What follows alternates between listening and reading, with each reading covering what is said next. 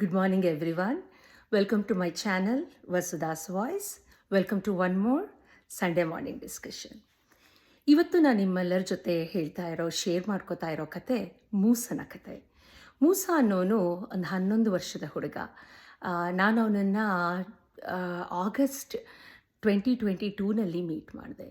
ಅವರ ತಂದೆ ಆಫ್ಘಾನಿಸ್ತಾನದಿಂದ ಆ ಫ್ಯಾಮಿಲಿ ಬಂದಿತ್ತು.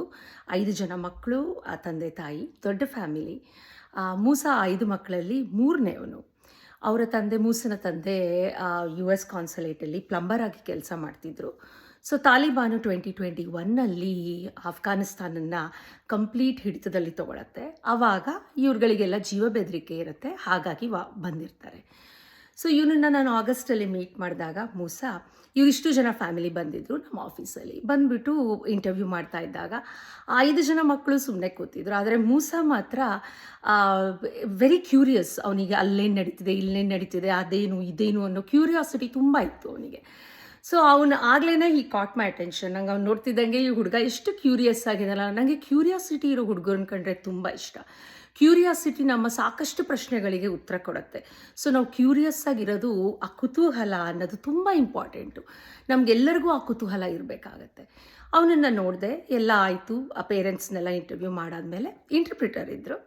ಈ ಮೂಸ ಹೊರಡೋಕ್ಕೂ ಮುಂಚೆ ಇಂಟರ್ಪ್ರಿಟರ್ ಹತ್ರ ಏನೋ ಕೇಳ್ದ, ನನಗೆ ಕೇಳೋಕ್ಕೆ. ಏನು ಅಂತ ಕೇಳಿದಾಗ ಇಂಟರ್ಪ್ರಿಟರ್ ಹೇಳಿದ್ರು, ಮೂಸ ಕೇಳ್ತಾ ಇದ್ದಾನೆ, ಸ್ಕೂಲ್ ಯಾವಾಗಿಂದ ಶುರು ಮಾಡ್ಬೋದು ಅವನು ಅಂತ. ನಾನಂದರೆ ಸ್ಕೂಲ್ಗೆ ಕೆಲವೊಂದು ಇಲ್ಲಿ ರೂಲ್ಸ್ ಆ್ಯಂಡ್ ರೆಗ್ಯುಲೇಷನ್ ಇದೆ. ಬೇರೆ ದೇಶದಿಂದ ಬಂದಾಗ ಕೆಲವೊಂದು ವ್ಯಾಕ್ಸಿನೇಷನ್ ಮಾಡ್ಕೋಬೇಕಾಗತ್ತೆ ಆ್ಯಂಡ್ ಕೆಲವೊಂದು ಡಾಕ್ಯುಮೆಂಟ್ಸ್ ಬೇಕಾಗತ್ತೆ. So around 1 ತಿಂಗಳಾಗತ್ತೆ. ಅವನಿಗಂದರೆ ಸ್ಕೂಲ್ ಈಗ ತಾನೇ ಶುರುವಾಗಿದೆ ಆಗಸ್ಟಲ್ಲಿ. ಸೊ ಇವನು ಆ ಸ್ಕೂಲಿಗೆ ಎನ್ರೋಲ್ ಆಗಬೇಕಾದ್ರೆ ಇನ್ನೂ 1 ಮಂತ್ ಬೇಕಾಗತ್ತೆ. ಮತ್ತೆ ಏನೋ ಕೇಳ್ದ ಅವನು ಮೂಸ ಆ ಇಂಟರ್ಪ್ರಿಟರ್ ಹತ್ರ. ಏನು ಅಂತಂದಾಗ ಅವನು ಕೇಳ್ದ, ಅವನಿಗೇನಾದರೂ ಬುಕ್ಸ್ ಸಿಗ್ಬೋದಾ ಓದೋಕ್ಕೆ ಅಂತ. ಅವನು ಆಫ್ಘಾನಿಸ್ತಾನದಲ್ಲಿ 2 ಭಾಷೆ ಮಾತಾಡ್ತಾರೆ. ಒಂದು ಧಾರಿ ಆ್ಯಂಡ್ ಪಾಶ್ತೋ ಅಂತ. ಪಾಶ್ತೋ ಅನ್ನೋದು ಮೋಸ್ಟ್ಲಿ ಹಳ್ಳಿಗಳಲ್ಲಿ ಮಾತಾಡ್ತಾರೆ. ಇದು ವೆರಿ ರೂರಲ್ ಏರಿಯಾದಲ್ಲಿ ಮಾತಾಡ್ತಾರೆ. ಸೊ ನನ್ನ ಹತ್ರ ಯಾವುದು ಪಾಶ್ತೋ ಭಾಷೆಯಲ್ಲಿರೋ ಬುಕ್ಸ್ ಇರಲಿಲ್ಲ. ನಾನು ನೋಡ್ತೀನಿ, ಐ ಟ್ರೈ. ನನಗೆ ಒಂದಿಷ್ಟು ಜನ ಫ್ರೆಂಡ್ಸ್ ಇದ್ದಾರೆ ಆಫ್ಘಾನ್ ಕಲೀಗ್ಸು. ನಾನು ಅವ್ರ ಹತ್ರ ಯಾವುದಾದ್ರೂ ಪಾಶ್ತೋನ್ ಭಾಷೆಯು ಮಕ್ಕಳು ಬುಕ್ ಇದ್ದರೆ ನಾನು ನೋಡಿ ಅವನಿಗೆ ಕೊಡ್ತೀನಿ ಅಂತ ನೋಟ್ ಮಾಡಿಕೊಂಡೆ.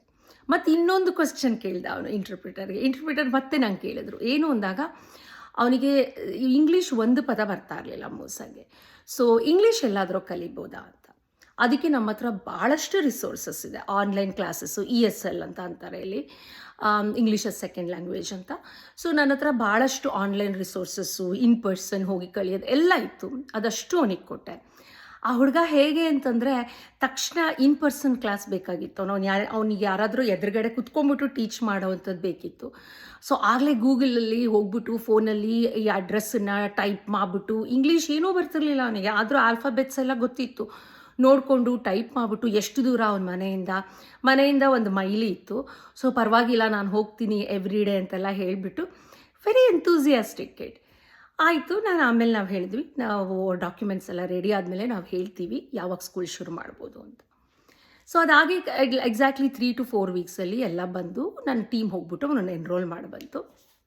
ನನಗೆ ಔಟ್ ಆಫ್ ಕ್ಯೂರಿಯಾಸಿಟಿ ನಾನು ಹೋಮ್ ವಿಸಿಟ್ ಮಾಡಿದೆ. ಆಗ ಮೂಸ ಸ್ಕೂಲ್ ಶುರು ಮಾಡಿಬಿಟ್ಟು 2 ವಾರ ಆಗಿತ್ತು. ಹೋಗಿ ಅವನನ್ನು ಮಾತಾಡಿಸಿದಾಗ ತುಂಬ ಬೇಜಾರಾಗಿದ್ದ ಅವನು, ಆ ಹುಡುಗ. ನಾನು 1.5 ತಿಂಗಳ ಹಿಂದೆ ಮೀಟ್ ಮಾಡಿದ ಮೂಸಂಗೂ ಇವಾಗಿಗೂ ಪಾಪ ಅವನಿಗೆ ತುಂಬ ಸಪ್ಪೆ ಆಗಿದ್ದ ಹುಡುಗ. ಸೊ ಇಂಟರ್ಪ್ರಿಟರ್ ಇದ್ರು ನನ್ನ ಹತ್ರ. ಏನಕ್ಕೆ ಅಂತ ಕೇಳಿದಾಗ ಅವನಂತಿದ್ದ, ಪಾಪ ಏನೂ ಅರ್ಥ ಆಗ್ತಾ ಇಲ್ಲ. ಕೆಲವೊಂದು ಅರ್ಥ ಆಗ್ತಿತ್ತು ಇಂಗ್ಲೀಷು, ಬಟ್ ಅವನಿಗೆ ವಾಪಸ್ಸು ಇಂಗ್ಲೀಷಲ್ಲಿ ಮಾತಾಡೋಕ್ಕಾಗ್ತಿರ್ಲಿಲ್ಲ. ಎಷ್ಟೊಂದಕ್ಕೆ ಅವನಿಗೆ ಆನ್ಸರ್ ಮಾಡಬೇಕು ಅಂತ ಅನಿಸಿರುತ್ತೆ, ಆದರೆ ಅವನಿಗೆ ಅದು ಹೇಗೆ ಇಂಗ್ಲೀಷಲ್ಲಿ ಫಾರ್ಮ್ ಮಾಡೋದು ಸೆಂಟೆನ್ಸು, ಹೇಗೆ ಇಂಗ್ಲೀಷಲ್ಲಿ ಆನ್ಸರ್ ಮಾಡೋದು ಅಂತ ಗೊತ್ತಾಗದೆ ತುಂಬ ಬೇಜಾರಾಗ್ತಿತ್ತಂತೆ ಅವನಿಗೆ. ಬೇಸಿಕ್ಲಿ ತುಂಬ ಜಾಣದ ಹುಡುಗ. ಅವನಿಗೆ ಜೀವನದಲ್ಲಿ ನಾನೇನೋ ಸಾಧಿಸ್ಬೇಕು ಅನ್ನೋದಿತ್ತು, ಬಟ್ ಆಗ್ತಾ ಇರಲಿಲ್ಲ. ಭಾಷೆ ಆ್ಯಂಡ್ ಎಲ್ಲ ಹೊಸಬ್ರು, ಸ್ಕೂಲ್ ಹೊಸದಾಗಿ ಶುರುವಾಗಿತ್ತು. ಬೇರೆ ಮಕ್ಕಳಿಗೂ ಪಾಪ ಇವನು ಬೇರೆ ಥರ ಕಾಣ್ತಿದ್ದ, ಬೇರೆ ಥರ ಬಟ್ಟೆ, ಬೇರೆ ಥರ ಫುಡ್ಡು. ಅವರಿಗೂ ಸ್ವಲ್ಪ ಆ ಏಜಲ್ಲಿ ಮಕ್ಕಳಿಗೆ ಅಷ್ಟು ಇನ್ನೂ ಫ್ರೆಂಡ್ಸ್ ಆಗೋದು ಇನ್ನೂ ಬರಲ್ಲ, ಕಮ್ಯುನಿಕೇಷನ್ ಸ್ಕಿಲ್ ಎಲ್ಲ. ಸೊ ಹಾಗಾಗಿ ಓವರಾಲ್ ತುಂಬ ಬೇಜಾರಾಗಿದ್ದ. ನಾನಂದರೆ ಬೇಜಾರು ಮಾಡ್ಕೋಬೇಡ ಮೂಸ, ಟೈಮ್ ಕೊಡು, ಎಲ್ಲ ಸರಿ ಹೋಗುತ್ತೆ. ನಿನಗೆ ಇಂಗ್ಲೀಷ್ ಕಲಿಯೋದೇನು ದೊಡ್ಡದಲ್ಲ, ನೀನು ಇಷ್ಟು ಜಾಣ ಇದೆಯಾ, ನಿನಗಾಗತ್ತೆ ಎಲ್ಲದು, ಟೈಮ್ ಕೊಡು, ಇಷ್ಟು ಬೇಗ ನೀನು ಬೇಜಾರಾಗಬೇಡ ಅಂತಂದೆ. ಹೂ ಅಂತ ಅಂದ. ನಾನೊಂದಿಷ್ಟು ಬುಕ್ಸ್ ತೊಗೊಂಡೋಗಿದ್ದೆ, ಇಂಗ್ಲೀಷ್ ವರ್ಕ್ ಬುಕ್ಕು ಆ್ಯಂಡ್ ಅವನ ಭಾಷೆಯಲ್ಲಿರೋ ಬುಕ್ಸು ಕೊಟ್ಟೆ. ಖುಷಿಯಾದ. ನನಗೆ ಇನ್ನೂ ಆ ಹುಡುಗ ನನಗೆ ತುಂಬ ಬೇಜಾರಾಯಿತು. ಅಷ್ಟು ಜಾಣ ಹುಡುಗ. ಅವ್ನ ಪೇರೆಂಟ್ಸ್ ಅಂತಿದ್ರು ತುಂಬ ಜಾಣ ಇವನು. ಆಫ್ಘಾನಿಸ್ತಾನಲ್ಲಿದ್ದಾಗ ಅವನು ನಂಬರ್ 1 ಬರ್ತಾ ಇದ್ದ ಅವನ ಕ್ಲಾಸ್ಗೆ. ಮ್ಯಾಥು, ಸೈನ್ಸು ಎಲ್ಲದರಲ್ಲೂ ಜಾಣ ಅವನು ಅಂತ. ಎಷ್ಟು ಜಾಣ ಹುಡುಗ, ಎಷ್ಟು ಸಪ್ಪೆ ಆಗಿದ್ದಾನಲ್ಲ ಅಂತ ಬೇಜಾರಾಗಿತ್ತು. ಅದಾವು ಇನ್ನೊಂದು 3 ವಾರ ಆದಮೇಲೆ ನಾನು ಮತ್ತೆ ಸುಮ್ಮನೆ ಹೋಮ್ ವಿಸಿಟ್ ಮಾಡಿದೆ ಅವನಿಗೆ. ಹೋಮ್ ವಿಸಿಟ್ ಮಾಡಿದಾಗ ಆಗ ತುಂಬ ಖುಷಿಯಾಗಿದ್ದ ಅವನು. ನನಗೆ ತುಂಬ ಖುಷಿ ಆಯಿತು ಆ್ಯಂಡ್ ನನಗೆ ತುಂಬ ಆಶ್ಚರ್ಯನೂ ಆಯಿತು, ಯಾಕೆ ಇಷ್ಟು ಖುಷಿಯಾಗಿದ್ದಾನಲ್ಲ, ಏನಾಯಿತು ಅಂತ. ಸೊ ನಾನು ಇಂಟರ್ಪ್ರಿಟರ್ನ ಕೇಳಿದಾಗ ಮೂಸ ಒಂದು ಕತೆ ಹೇಳ್ದ. ಅವನು ಒಂದು ಸಲ ಏನಾಗಿತ್ತಂತೆ, ಅವ್ನ ಕ್ಲಾಸಲ್ಲಿ ಅವ್ನ ಟೀಚರು ಯಾವುದೋ ಒಂದು ಮ್ಯಾಥ್ ಪ್ರಾಬ್ಲಮ್ ಬರೆದ್ರಂತೆ. ಯಾರು ಸಾಲ್ವ್ ಮಾಡ್ತೀರಾ ಅಂದಾಗ ಇವನು ಜಾಣ ಬೇಸಿಕಲಿ ಅವ್ನು ಥಟ್ ಅಂತ ಸಾಲ್ವ್ ಮಾಡಿದಂತೆ. ಅವನೊಂದ ನಂಬರ್ಸು ಆಫ್ಘಾನಿಸ್ತಾನದಲ್ಲೂ ಅದೇ ನಂಬರು, ಇಲ್ಲೂ ಅದೇ ನಂಬರು. ನನಗೆ ಅದು ನಂಬರ್ಸ್ ಗೊತ್ತಾಗ್ತಿತ್ತು. ಸೊ ಮ್ಯಾಥ್ ಪ್ರಾಬ್ಲಮ್ನ ತುಂಬ ಬೇಗ ಮಾಡಿದ್ನಂತೆ. ಅವನು ಅಷ್ಟು ಬೇಗ ಸಾಲ್ವ್ ಮಾಡಿದಾಗ ಇಡೀ ಕ್ಲಾಸಲ್ಲಿರೋ ಮಕ್ಕಳೆಲ್ಲ ವಾವ್ ಅಂತ ಅಂದ್ರಂತೆ. ಅವನಿಗೆ ಅದು ತುಂಬ ಇಷ್ಟ ಆಯ್ತಂತೆ. ವಾವ್ ಅಂತ ಅಂದರು. ಅದಾದಮೇಲೆ ಮಕ್ಕಳುಗಳು ಇವನನ್ನು ಮೆಲ್ಲಕ್ಕೆ ಇವನನ್ನು ಫ್ರೆಂಡ್ಸ್ ಮಾಡ್ಕೊಳಕ್ಕೆ ಶುರು ಮಾಡಿದ್ರಂತೆ. ಇವನ ಜೊತೆ ಬರೋಕ್ಕೆ ಶುರು ಮಾಡಿದ್ರಂತೆ. ಈವೊಂದು ಇಂಗ್ಲೀಷ್ ಏನೂ ಬರ್ತಿರ್ಲಿಲ್ಲ ಇವನಿಗೆ, ಕಲಿತಿದ್ದ ಬರ್ತಿರ್ಲಿಲ್ಲ. ಆದರೂ ಇವನು ಮ್ಯಾಥನ್ನ ಪ್ರಾಬ್ಲಮನ್ನು ಸಾಲ್ವ್ ಮಾಡೋ ಸ್ಕಿಲ್ ನೋಡಿಬಿಟ್ಟು ಸುತ್ತಮುತ್ತ ಇರೋ ಎಲ್ಲ ಮಕ್ಕಳು, ಎಷ್ಟೋ ದೇಶದಿಂದ ಇರ್ತಾರೆ ಈ ದೇಶದಲ್ಲಿ ಮಕ್ಕಳುಗಳು, ಯಾವ್ಯಾವುದೋ ಎಥ್ನಿಸಿಟಿಯಿಂದ ಬಂದಿರ್ತಾರೆ, ಎಲ್ಲ ಇವನು ಮೂಸನ ಜೊತೆ ನಾನು ಕುತ್ಕೋಬೇಕು, ಅವನ ಜೊತೆಗೆ ನಾನು ಕುತ್ಕೋಬೇಕು ಅಂತ ಕೆಲವರು ಫುಡ್ ಶೇರ್ ಮಾಡೋಕ್ಕೆ ಶುರು ಮಾಡಿದ್ರಂತೆ. ಕೆಲವರು ಹೇ ನನಗೆ ಈ ಪ್ರಾಬ್ಲಮ್ ಹೇಳ್ಕೊಡ್ತೀಯಾ ಅಂತ. ಸೊ ಮೂಸಂಗೆ ರಿಯಲೈಸ್ ಆಯ್ತಂತೆ, ನಾನು ಇನ್ನೂ ಹಾರ್ಡ್ ವರ್ಕ್ ಮಾಡಿಬಿಟ್ಟು ಮ್ಯಾಥನ್ನು ಚೆನ್ನಾಗಿ ಕಲಿತ್ರೆ ನನಗೆ ಬೇಗ ಫ್ರೆಂಡ್ಸ್ ಆಗ್ತಾರೆ ಅಂತ. ಸೊ ಅವರಂದ, ದಿನ ಬೆಳಗ್ಗೆ ಬೇಗ ಎದ್ದು ರಾತ್ರಿನೂ ನಾನು ಎಕ್ಸ್ಟ್ರಾ ಎಫರ್ಟ್ ಹಾಕ್ಬಿಟ್ಟು ನಾನು ಮ್ಯಾಥನ್ನು ಇವತ್ತು ಏನೇನು ಹೇಳ್ಕೊಡ್ತಾರೋ ಟೀಚರು ಅದನ್ನೆಲ್ಲ ಮುಂಚೆನೇ ಕಲ್ತ್ಕೊಂಡ್ಬಿಟ್ಟು ಪ್ರಾಬ್ಲಮ್ ಎಲ್ಲ ಸಾಲ್ವ್ ಮಾಡ್ಕೊಂಡು ಹೋಗ್ತಿದ್ದೆ. ಅಲ್ಲಿ ಹೋಗ್ತಿದ್ದಂಗೆ ಅವ್ರ ಪ್ರಾಬ್ಲಮ್ ಅಂತಿದ್ದಂಗೆ ನಾನು ಸಾಲ್ವ್ ಮಾಡ್ತಿದ್ದೆ. ಹಾಗಾಗಿ ನನಗೆ ತುಂಬ ಜನ ಫ್ರೆಂಡ್ಸ್ ಆಗೋಗಿದ್ದಾರೆ ಈಗ. ಆ್ಯಂಡ್ ನಾನು ಇಂಗ್ಲೀಷು ಇಂಪ್ರೂವ್ ಆಗ್ತಾಯಿದೆ, ಯಾಕೆಂದರೆ ಮಾತಾಡಿದ್ರೆ ನಿಮಗೆ ಲ್ಯಾಂಗ್ವೇಜು ಬೇಗ ಇಂಪ್ರೂವ್ ಆಗುತ್ತೆ. ಸೊ ಜಸ್ಟ್ 3 ವೀಕ್ಸಲ್ಲಿ ಎಷ್ಟು ಡಿಫ್ರೆನ್ಸ್ ಕಾಣ್ತು ಅಂದರೆ ನನಗೆ ಐ ವಾಸ್ ರಿಯಲಿ ಇಂಪ್ರೆಸ್ಡ್. ನನಗೆ ಮೂಸ ಹೇಳ್ಕೊಟ್ಟಿದ್ದು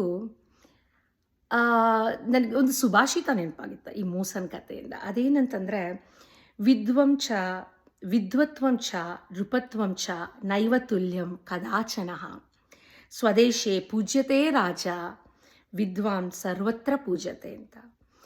ಯಾವತ್ತೂ ಒಬ್ಬ ವಿದ್ವಾಂಸನ್ನ ಮತ್ತು ರಾಜನ್ನ ಒಂದೇ ತೂಕದಲ್ಲಿ ತೂಗಬೇಡಿ. ಯಾಕೆಂದರೆ ರಾಜ ಅವನ ದೇಶದಲ್ಲಿ ಮಾತ್ರ ಗೌರವಿಸ್ತಾನೆ, ಆದರೆ ವಿದ್ವತ್ತಿರೋನು ಪ್ರಪಂಚದ ಎಲ್ಲಿ ಹೋದ್ರೂ ಅವನಿಗೆ ಗೌರವ ಇರುತ್ತೆ ಅಂತ. ಎಷ್ಟು ನಿಜ ಅಲ್ವಾ? ನಿನಗೆ ಮೂಸನಿಗೆ ಅವನಿಗೆ ಗೊತ್ತಾಯಿತು, ನಾನು ಮ್ಯಾಥ್ ಕಲಿತು ನಾನು ಮ್ಯಾಥಲ್ಲಿ ಎಕ್ಸ್ಪರ್ಟ್ ಆದರೆ ನನಗೆ ಬೇಗ ಅಕ್ಸೆಪ್ಟೆನ್ಸ್ ಸಿಗುತ್ತೆ, ನನಗೆ ಫ್ರೆಂಡ್ಸು ಆಗ್ತಾರೆ ಅಂತ.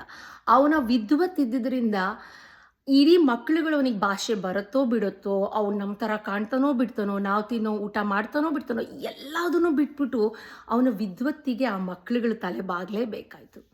ಹಾಗೆ ಚಾಣಕ್ಯ ಏನಂತಾನೆ ಗೊತ್ತಾ? ಚಾಣಕ್ಯ ನೀತಿನಲ್ಲಿ ವಿದ್ಯಾ ಮಿತ್ರಂ ಪರವಶೇಷು ಅಂತಂತಾನೆ.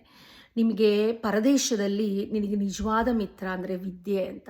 ವಿದ್ಯೆ ಇದ್ದರೆ ನಿನಗೆ, ಆ ವಿದ್ವತ್ತಿದ್ದರೆ ನಿನಗೆ ಎಲ್ಲೇ ಹೋಗು ನೀನು, ನಿನಗೆ ಗೌರವ ಸಿಕ್ಕೇ ಸಿಗತ್ತೆ. ಭಗವದ್ಗೀತೆಯಲ್ಲೂ ಇದನ್ನೇ ಹೇಳ್ತಾರೆ. ಅವ್ರೇನಂತ ಅಂದರೆ ಪಂಡಿತ ಸಮದರ್ಶನಃ. ನಿನಗೆ ವಿದ್ವತ್ತಿದ್ದರೆ ಈ ದೇಶ ಆಗಲಿ, ಅಮೇರಿಕಾ ಆಗಲಿ, ಆಸ್ಟ್ರೇಲಿಯಾ ಆಗಲಿ, ಇಂಡಿಯಾ ಆಗಲಿ, ಯಾವುದೇ ದೇಶ ಆಗಲಿ, ನಿನ್ನ ವಿದ್ವತ್ತಿಗೆ ಇಡೀ ಪ್ರಪಂಚ ತಲೆಬಾಗತ್ತೆ ಅಂತ. ನಾವು ಇತಿಹಾಸದ ಪುಟಗಳಲ್ಲಿ ನೋಡಿದ್ರೆ, ನೀವು ಫಿಲಾಸಫಿ ಹ್ಯುಮ್ಯಾನಿಟೇರಿಯನ್ ಫೀಲ್ಡ್ ತೊಗೊಂಡ್ರೆ ಕನ್ಫ್ಯೂಷಿಯಸ್ಸಿಂದ ಹಿಡಿದು, ಅರಿಸ್ಟಾಟಲಿಂದ ಹಿಡಿದು, ನಿಮಗೆ ನಮ್ಮ ಆದಿ ಶಂಕರಾಚಾರ್ಯರಿಂದ ಹಿಡಿದು, ಚಾಣಕ್ಯನಿಂದ ಹಿಡಿದು ಇವತ್ತಿಗೂ ಅವರು ತಮ್ಮ ವಿದ್ವತ್ತಿಂದ ಅಜರಾಮರರಾಗಿದ್ದಾರೆ ಅಲ್ವಾ? ಹಾಗೆಯೇ ನೀವು ಸೈನ್ಸ್ ಆ್ಯಂಡ್ ಮ್ಯಾಥ್ ತೊಗೊಳ್ಳಿ. ಐನ್ಸ್ಟೈನ್ ಆಗಲಿ, ನಿಮಗೆ ಮೇರಿ ಕ್ಯೂರಿ ಆಗಲಿ, ಅಥವಾ ನಿಮಗೆ ನಮ್ಮ ರಾಮಾನುಜಮ್ ಆಗಲಿ, ಸಿ ವಿ ರಾಮನ್ ಆಗಲಿ, ಯಾರೇ ಆಗಲಿ, ಯಾರೂ ಅವರನ್ನು ನೀನು ಯಾವ ದೇಶದವನು ಅಂತ ನೋಡಲಿಲ್ಲ, ಅವರ ವಿದ್ವತ್ತನ್ನು ನೋಡಿ ಗೌರವಿಸಿದ್ರು. ನಮ್ಮ ಶತಾವಧಾನಿಯಾದ ಆರ್ ಗಣೇಶ್ ಆಗಲಿ, ನಮ್ಮ ಕರ್ಜಿಗಿ ಅವರಾಗಲಿ, ನಮ್ಮ APJ ಅಬ್ದುಲ್ ಕಲಾಂ ಅವರಾಗಲಿ, ಅವರು ಎಲ್ಲೇ ಹೋಗಲಿ ಅವರ ವಿದ್ವತ್ತಿಂದ ಅವರು ಜನರನ್ನ ಸೆಳೀತಿದ್ರು. ಎಲ್ಲರೂ ಅವರಿಗೆ ಮನ್ನಣೆ ಕೊಡ್ತಾಯಿದ್ರು. ನೀವು ಯಾವುದೇ ಫೀಲ್ಡಲ್ಲಿರಲಿ, ಸಂಗೀತ ಆಗಲಿ, ಸೈನ್ಸ್ ಆಗಲಿ, ನೀವು ಇಟ್ ಡಸಂಟ್ ಮ್ಯಾಟರ್, ನೀವು ಯಾವುದೇ ಫೀಲ್ಡಲ್ಲಿರಲಿ, ನೀವು ಆ ಫೀಲ್ಡಲ್ಲಿ ದಿ ಬೆಸ್ಟ್ ಆಗೋಕ್ಕೆ ಟ್ರೈ ಮಾಡಿದ್ರೆ, ನೀವು ಎಲ್ಲೇ ಹೋಗಿ ನಿಮ್ಮ ವಿದ್ವತ್ತಿಗೆ ಇಡೀ ಪ್ರಪಂಚ ಮನ್ನಣೆ ಕೊಡುತ್ತೆ, ಇಡೀ ಪ್ರಪಂಚ ನಿಮ್ಮನ್ನು ಗೌರವಿಸುತ್ತೆ. ಈ ಪಾಠನ ನನಗೆ ಮೂಸ ಹೇಳ್ಕೊಟ್ಟ. ಮೂಸ ನನಗೆ ಈಗ ಹೇಗಾಗಿದ್ದಾನೆ ಅಂದರೆ, ಅವನು ವೈಲಿ ಅಂತ ಇಲ್ಲೊಂದು ಊರಿದೆ, ಅಲ್ಲಿ ಅವನು ಓದ್ತಾ ಇದ್ದಾನೆ. ಈಗ 9th ಗ್ರೇಡ್ ಅವನು. ಸೊ ಅವನು ಯಾವ್ಯಾವ ಹೊಸ ರೆಫ್ಯೂಜೀಸ್ ಬರ್ತಾರೋ ಅವರೆಲ್ಲರಿಗೂ ಫ್ರೀಯಾಗಿ ಪಾಠ ಹೇಳ್ಕೊಡ್ತಾನೆ ಪಾಪ. ಅವನಂದ ಎಷ್ಟು ಪಾಪ್ಯುಲರ್ ಆಗಿದ್ದಾನೆ ಅಂದರೆ ಅವನು ಆ ಸ್ಕೂಲಲ್ಲಿ. ಯಾಕೆಂದರೆ ಟೀಚರ್ಸ್ಗೆ ಅವನು ಈ ಹೊಸ ಮಕ್ಕಳಿಗೆ ಪಾಠ ಹೇಳ್ಕೊಡೋದ್ರಿಂದ ಅವರಿಗೆ ಈಸಿ ಆಗುತ್ತೆ ಅವ್ರ ಕೆಲಸ. ಹಾಗಾಗಿ ಟೀಚರ್ಸಿಗೆ ಇವನು ತುಂಬ ಫೇವ್ರೇಟು. ಆ್ಯಂಡ್ ಹೊಸದಾಗಿ ಬರೋ ರೆಫ್ಯೂಜೀಸ್ಗೆ ಪಾಠ ಹೇಳ್ಕೊಡೋದ್ರಿಂದ ಹೊಸದಾಗಿ ಬರೋ ರೆಫ್ಯೂಜೀಸ್ಗೆ ಇವನು ತುಂಬ ಫೇವ್ರೇಟು. ಆ್ಯಂಡ್ ಉಳಿದಿರೋ ಮಕ್ಕಳಿಗೂ ಹೆಲ್ಪ್ ಮಾಡ್ತಾನೆ. ಸೊ ತನ್ನ ಗೊತ್ತಿರೋ ವಿದ್ಯೆನ ಅವನು ಎಲ್ಲರ ಜೊತೆ ಹಂಚ್ಕೋತಾನೂ ಇದ್ದಾನೆ. ಅದೇ ಕ್ಯೂರಿಯಾಸಿಟಿ ಇದೆ. ಅವನು ದೊಡ್ಡವನಾದಮೇಲೆ ಪ್ರೊಫೆಸರ್ ಆಗಬೇಕಂತೆ. ಮೂಸನ್ ಥರದವರು ಯಾವುದೇ ಏಜ್ ಇರಲಿ, ನಿಮಗೆ ಕಲಿಯೋಕ್ಕೆ ನೀವು ಓಪನ್ ಇದ್ದರೆ ಎಲ್ಲರೂ ನಿಮಗೆ ಪಾಠ ಕಲಿಸ್ತಾರೆ. ಸೊ ನಾನು ಆಗಾಗ ಮೂಸನ್ನ ಮೀಟ್ ಮಾಡ್ತಾ ಇರ್ತೀನಿ. ಜಸ್ಟ್ ದೇವರಲ್ಲಿ ಕೇಳ್ಕೊತೀನಿ, ಮೂಸನಂಥ ಜನರಿಗೆ ಆಯಸ್ಸು ಆರೋಗ್ಯ ಕೊಟ್ಬಿಟ್ಟು ಚೆನ್ನಾಗಿಟ್ಟಿರಪ್ಪ ಅಂದ್ಬಿಟ್ಟು. ಹೋಪ್ಫುಲಿ ನಿಮಗೆ ಈ ಕತೆ ಇಷ್ಟ ಆಯಿತು ಅಂತ ಅಂದ್ಕೋತೀನಿ. ಲೋಕ ಸಮಸ್ತ ಸುಖಿನೋ ಭವಂತು. Take care of your self, take care of your loved once. See you all next week with one more uplifting story. Bye-bye.